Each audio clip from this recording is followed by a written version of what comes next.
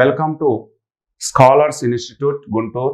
విద్యార్థులందరికీ కూడా జాతీయ స్థాయిలో, రాష్ట్ర స్థాయిలో పోటీ పడుతున్నటువంటి పరీక్షలకు మరి బహుళైచ్ఛిక ప్రశ్నలు, వాటిని ఎంసీక్యూ అంటారు, మల్టిపుల్ చాయిస్ క్వశ్చన్స్. మరి వీటిని ఎట్లా మనం ఛేదించాలి, ఆ ప్రశ్న ఇచ్చినప్పుడు దాన్ని మనం ఎలా ఛేదించాలనేటటువంటిది గత 10 సంవత్సరాలలో రకరకాల జాతీయ, ప్రాంతీయ స్థాయిలో వచ్చేటటువంటి ప్రశ్నావళిలలో మాదిరిని తీసుకొని కొన్ని ప్రశ్నలను మీకు ఎక్స్ప్లెయిన్ చేయడం జరుగుతుంది. వాటి ద్వారా మీకు 90% సక్సెస్ఫుల్ అనేటటువంటిది మీకు రిజల్ట్ వస్తుంది అనేటటువంటి విషయాన్ని మేము భావిస్తున్నాం.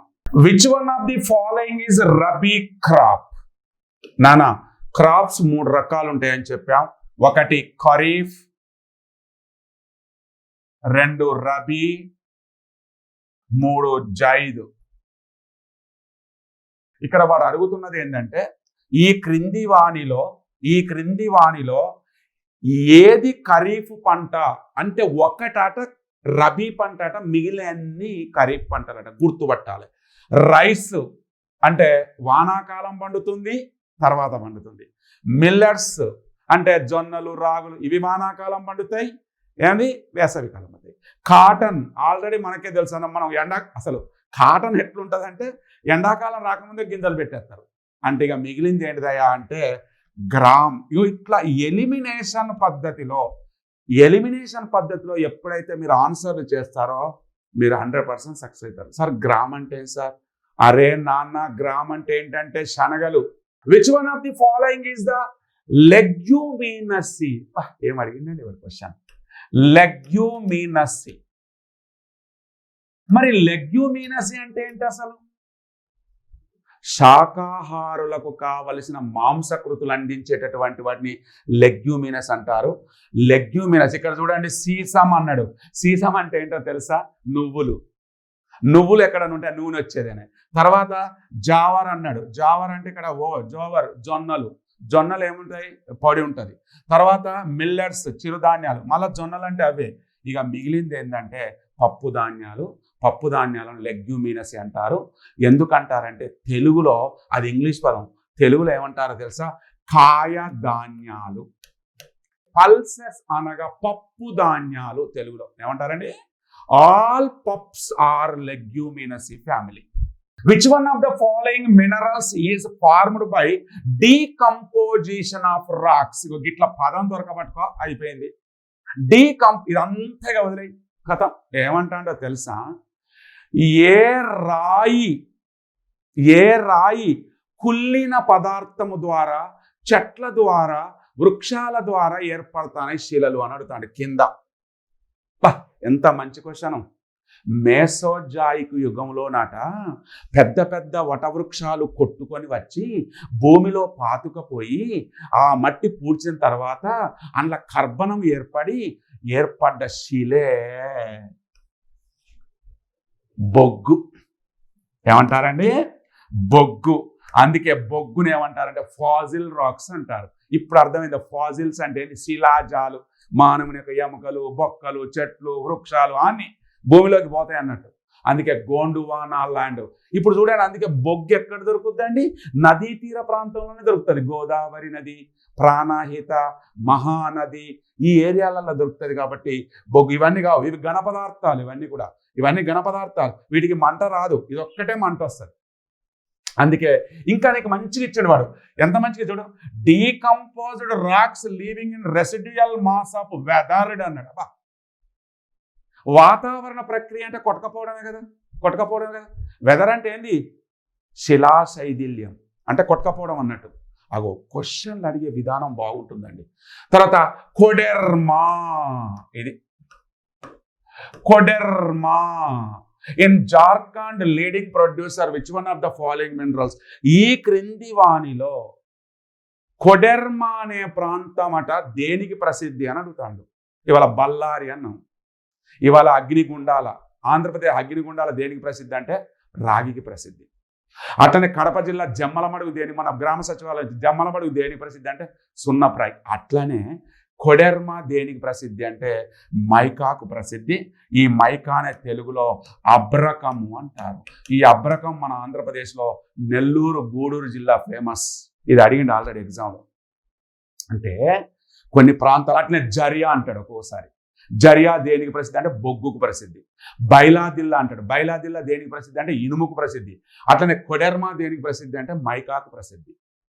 అలాగే కర్ణాటక కుద్రేముకు దేనికి ప్రసిద్ధి అంటే ఐరన్కు ప్రసిద్ధి.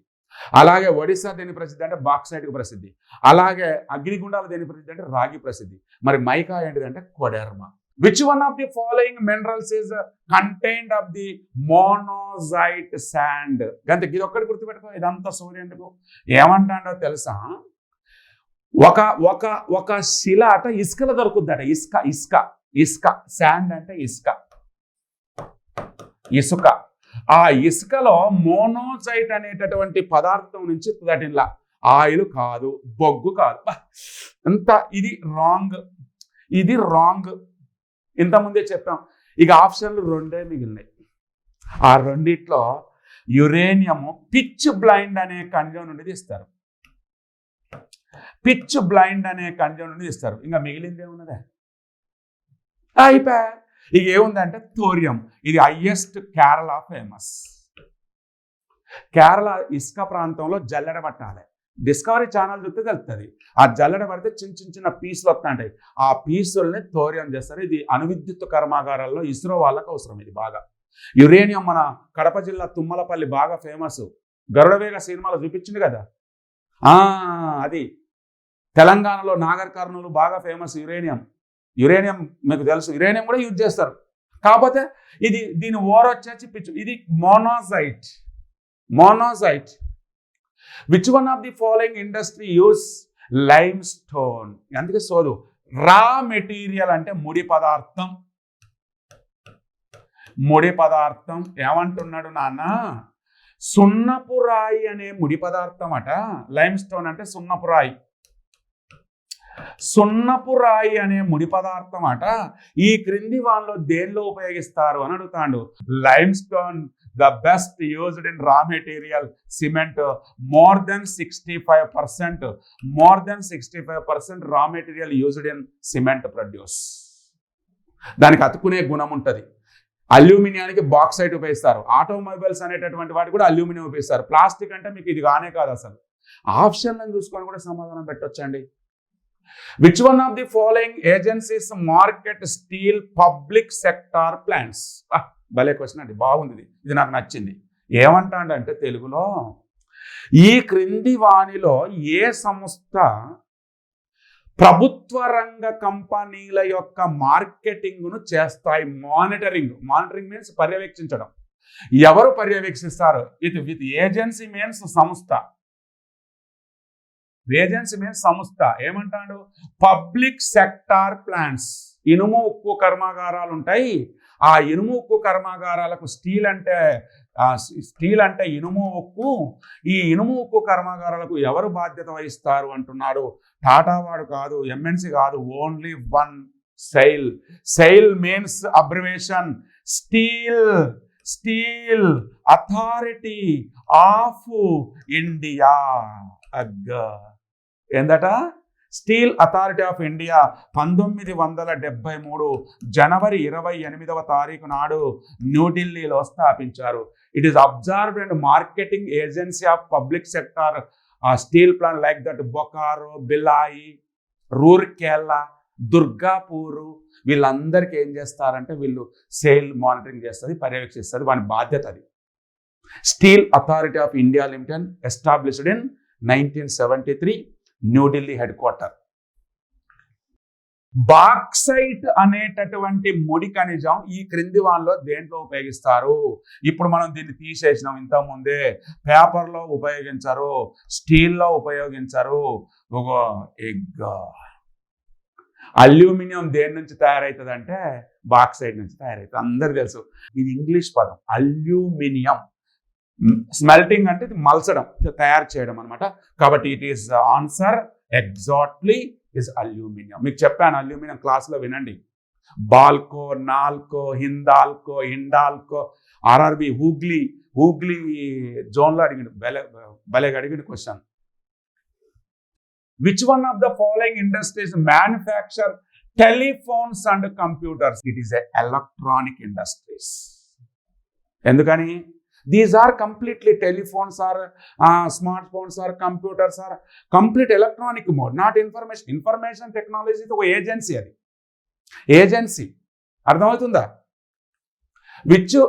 Which two of the following extreme location connected to east west corridor? మీకు చెప్పాను క్లాస్లో.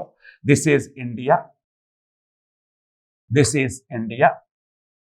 ఓకేనా? వాడు ఏమంటున్నావు, ఇది నార్త్ సౌత్ క్యారిడార్, ఇది సౌత్, ఇది నార్త్, ఇది వెస్ట్, ఇది ఈస్ట్. ఇప్పుడు ఏమంటున్నాడు చూడండి, ఇక్కడ ఏమంటున్నాడు, ఇక్కడ అండర్లైన్ చేసుకోండి. ఇక్కడ అడిగింది ఏంటి? కనెక్టెడ్ బై ఈస్ట్ వెస్ట్, పశ్చిమ తూర్పు corridor Silchar to Porbandar, national highway 27 from Gandhi పుట్టినటువంటిది. ఇగో this is Porbandar, this is Assam Silchar 3507 కిలోమీటర్ల పొడవునది. ఇగో ఇది నేషనల్ హైవే 44. ఇది national highway 44 Kanyakumari to Srinagar. ఇది 3745 నేషనల్ 44. ఇంతకంటే మీకు చూడండి, this is east west corridor. So right answer to Silchar to Porbandar located in Gujarat, Silchar located in Assam. చూసుకుంటూ పెట్టాలండి ఆన్సర్లు. ఇంకా మీకు అయితే అట్లా చూసుకుంటూనే పెట్టచ్చు ఈజీగా. Which one of the following state is not connected with HVJ? Yes, మీకు క్లాస్లో చెప్పాం. This is India, this is ఇగో ఇక్కడ ఉంటుంది అనమాట. This is Gujarat, this is Madhya Pradesh, this is Uttar Pradesh. ఇది అన్నట్టు ఇలా పోతుంది. దీన్ని హజీరా, విజయపూర్, జగదీష్పూర్, మొత్తం 1750 కిలోమీటర్ల పొడవున్నది. భారతదేశంలో which is longest pipe line in India. HVJ means H means Hajira, Gujarat. V means Vijayapur, Madhya Pradesh. J means Jagadishpur, Uttara Pradesh. ఏమన్నాడు? ఈజ్ నాట్ అన్నాడు, అంటే కానిది అన్నాడు. మరి ఇక్కడ మధ్యప్రదేశ్ వచ్చిందా? వచ్చింది. తర్వాత మన గుజరాత్ వచ్చిందా? వచ్చింది. ఉత్తరప్రదేశ్ వచ్చిందా? వచ్చింది. వరకు ఇంకేంది ఆన్సర్? ఇంతకంటే ఈజీ అనేది నీకు ఎక్కడ ఏ ఆన్లైన్ ప్లాట్ఫామ్ మీద, ఒక్క మన స్కాలర్ ఇన్స్టిట్యూట్ తప్ప ఎక్కర్లేదు ఆన్లైన్ ప్లాట్ మీద. ఎంత చక్కగా, ఎంత నీట్గా 1కి 4 ఆన్సర్లు చెప్తున్నాం. 4 ఆన్సర్లు చూసినావా? ఎన్ని ఆన్సర్లు? ఇక్కడ 4 ఆన్సర్లు వచ్చినాయి. మళ్ళీ ఇది వచ్చినాయి. ఇగో ఇక్కడ చూపిస్తున్నాం. అది అంటే ఏంది అనేటటువంటిది. Which one of the following ports, అంటే ఓడరేవు. పోర్ట్స్ మీన్స్ ఓడరేవు. వాడు అడిగే క్వశ్చన్ ఏమంటాడు? Which is the following fort deepest land locked? తెలుగులో భూపరివేష్టిత లోతైనది అంటాడు. తెలుగులో ఉత్త లోతైనది వద్దట. చుట్టూ భూమి ఉండాలి, మధ్యలో పోర్ట్ ఉండాలి, ఓడరేవులు ఉండాలి. అది భారతదేశంలో ఒకే ఒకటి ఉన్నది. ఇగో ఇది ఆంధ్రప్రదేశ్. ఇగో ఇదే విశాఖపట్నం ఓడరేవు. It is Indian largest, deepest and land locked natural fort.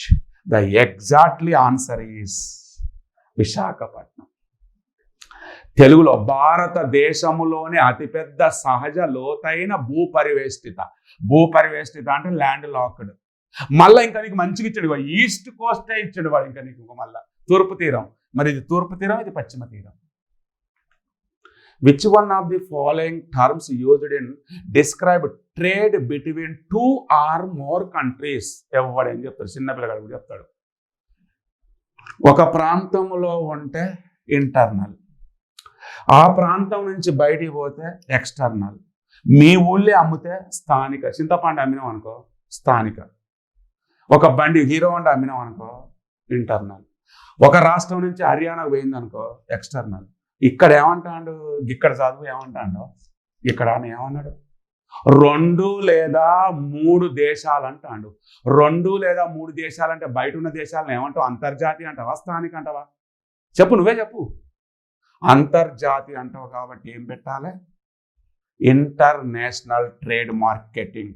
There are 2 types of trades here, national trade and international trade. National trade, international. జాతీయ మార్కెట్, జాతీయపరమైనటువంటి ట్రేడ్ అంటే వ్యాపారం, జాతీయ వ్యాపారం, అంతర్జాతీయ వ్యాపారం. సింపుల్ అండి క్వశ్చన్. ఇది అంతా చదవాల్సిన అవసరమే లేదు. అందుకే సార్క్ అంటారు, ఆ దేశాల మధ్య వ్యాపారం జరుగుతుందన్నమాట.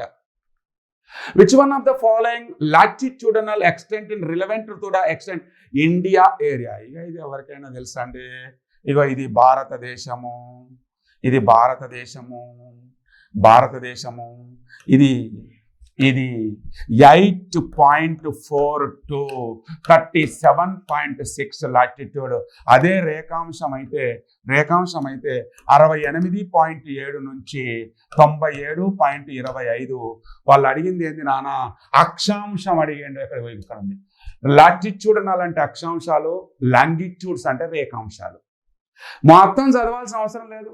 భారతదేశం అంట ఏ అక్షాంశాల మధ్యలో ఉంది అని అడుగుతాండి. అది కనపడుతుంది 8.4 to 36. ఎతకరాదు ఏడుందో 8.42, 8.42, 8.42. ఇప్పుడు నేను కూడా ఇక్కడ ఆన్సర్లు తీసుకొచ్చి పెడతాలేను నీకు. నేను నీ లెక్కనే చూసుకుంటూ చేస్తాను. కింద ఆన్సర్లు పెట్టి మంచిగా రెడ్ గుర్తు పెట్టి వచ్చి చెప్తే అది ఉత్తది అవుతుంది, సన్యాసి చదువు. ఇక్కడ చూడండి, నీ కళ్ళ ముందట నువ్వు చూస్తా అంటే మన ఇద్దరం కలిసి ఇక్కడ ఏం చేస్తున్నాం, వర్క్ షీట్ చేస్తున్నాం, హోంవర్క్ ఎక్సర్సైజ్.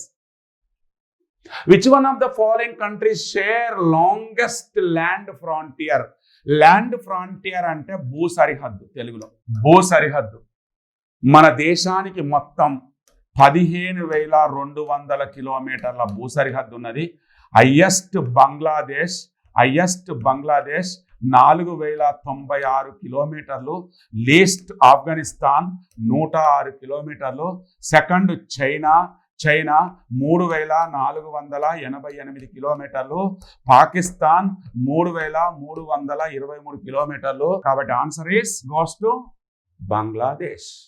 కానీ మీకు ఇది మాత్రం జోక్ అండి, ఇది రియల్ అండి. ఇది మీరు స్క్రీన్ షాట్ తీసుకోండి. ఎందుకంటే పుస్తకంలో ఏమన్నాడు అంటే, ఎన్సీఆర్టీ బుక్లోనైనా స్టేట్ బుక్లోనైనా లాంగెస్ట్ ల్యాండ్ ఫ్రాంటియర్ అన్నాడు, కానీ ఈ సంఖ్యలే మీకు బుక్లో ఎక్కడ కూడా సంఖ్య లేదు. సో ఇలాంటి క్వశ్చన్లు అడుగుతున్నారు. ఈ మధ్యలో మొత్తం ఆర్ఆర్బి, ఎన్టీపీసీ, గ్రామ సచివాలయం గ్రూప్స్ మొత్తం ఎన్సీఆర్టీ బుక్కులనే ఫాలో అవుతున్నారు. అంటే ఆ స్టాండర్డ్ మెయింటైన్ చేస్తున్నారు వాళ్ళు. Which one of the following longitudes, ఇంతకుముందే వచ్చింది, లాంగిట్యూడ్స్ ఇన్ స్టాండర్డ్ మెరీడియం. ఇప్పటిదాకానే వచ్చింది. ఇది 68 దగ్గర స్టార్ట్ అయింది, ఇది 97 దగ్గర స్టార్ట్ అయింది. 97లకి వెళ్ళి 68 పోతే ఎంత, 29. 29లకి వెళ్ళి మధ్య తీసుకో సగం ఎంత, 14.5. దీనికి ప్లస్ అన్న చేయి, దానికి మైనస్ అన్న చేయి. 68 + 14.5 ఎంత, 82.5. చూద్దాం 82.5 ఉన్నదా లేదా చూద్దాం. కాబట్టి భారతదేశ ప్రామాణిక రేఖ తెలుగులో ఇగో ఇది. దీన్ని ఏమంటారంటే ప్రామాణిక రేఖ అంటారు. దీన్నే ఐఎస్టి అంటారు. ఇది భారతదేశములో 5 రాష్ట్రాల గుండా వెళ్ళుతున్నది ఐఎస్టి అనేటటువంటిది. ఇది ఉత్తరప్రదేశ్, మధ్యప్రదేశ్, ఛత్తీస్గఢ్, ఒడిస్సా, ఆంధ్రప్రదేశ్ కాకినాడ, ఉత్తరప్రదేశ్ మీర్జాపూర్ నుంచి వెళ్తాంది. అంటే right goes to exactly answer 82.5. ఇది ఇట్లా, దీన్ని ఇట్లా కూడా అనుకోవచ్చు మీరు. ఇది కూడా కరెక్టే, అది ఒరిజినల్ అన్నట్టు చదువు. సో ఇంకా మీకు నయం అన్ని ఈస్ట్ ఇచ్చాడు, కొన్ని వెస్ట్ ఇచ్చిండు అనుకో దిమ్మ తిరిగేది. నాలాంటి వాడైతే అట్నే ఇస్తాడు, వెస్ట్ ఇస్తాడు, సౌత్, నార్త్ ఇస్తాడు. వాడు ఏం చేస్తాడు, సరే చూద్దాం సార్ ఒకటి అన్నాడు కానీ వాడు సౌత్ పెడతాడు. వానికి ఈస్ట్ తెలవదా, వెస్ట్ తెలవదా. నాన్న చాలా జాగ్రత్తగా ఉండాలి.